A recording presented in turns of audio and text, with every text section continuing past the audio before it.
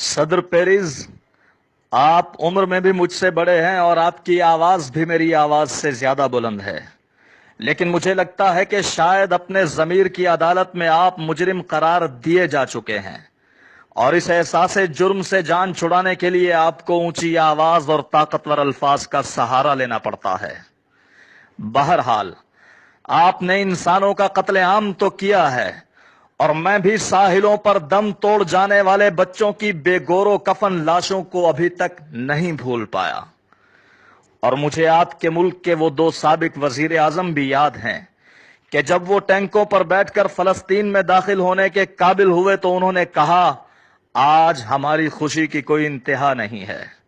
صدر صاحب، جن لوگوں نے ٹینکوں پر سوار ہو کر فلسطین کی حدود کو پامال کیا تھا اور اپنے اس ظالمانہ عمل پر ان کا کہنا تھا کہ ہمیں کوئی شرمندگی نہیں، ہم اپنے آپ سے پوری طرح مطمئن ہیں، جی ہاں، ایسے لوگوں کو آپ نے اپنا وزیر اعظم بنایا اور آج وہ آپ کے سابق وزیر اعظم ہیں۔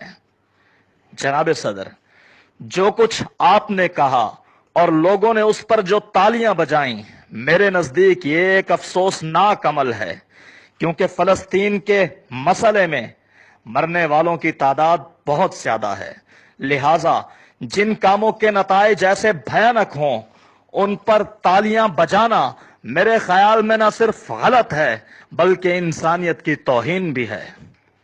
اس حوالے سے میرے پاس بہت سی یادداشتیں ہیں، لیکن بدقسمتی سے اتنا وقت نہیں کہ میں سب کچھ پیش کر سکوں۔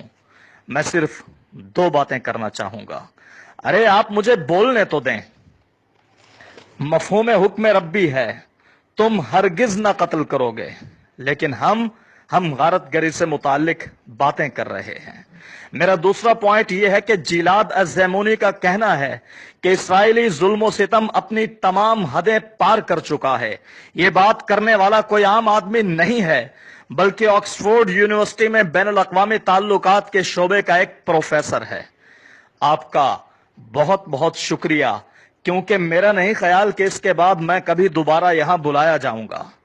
ٹھیک ہے، آپ مجھے بولنے کی اجازت نہ دیں، لیکن یاد رہے کہ اسرائیلی صدر 25 منٹ تک گفتگو کرتے رہے اور آپ نے مجھے ان کے مقابلے میں گفتگو کرنے کے لیے صرف آدھا وقت دیا۔